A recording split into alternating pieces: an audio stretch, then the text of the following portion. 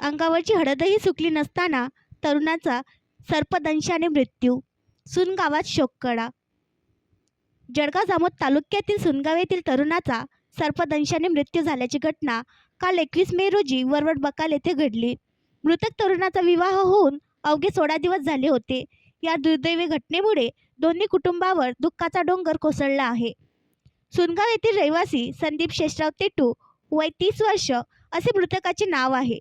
त्याचा विवाह गावातीलच तरुणीसोबत 5 मे रोजी झाला होता. संदीप हा नेहमीप्रमाणे वरवड बकाल येथील बस स्थानकावरील त्याचे कलरचे दुकान उघडून काम करत होता. दरम्यान दुपारचे जेवण झाल्यानंतर त्याला दुकानातच सर्पदंश झाला. त्यामुळे नातेवाईकांनी त्याला एका खासगी दवाखान्यात नेले. त्यानंतर उपचारानंतर परत घरी आणले, परंतु थोड्या वेळाने त्याची तब्येत खालावली. त्यामुळे त्याला तातडीने शेगाव येथे उपचारासाठी हलविले, मात्र वाटेतच त्याचा मृत्यू झाला.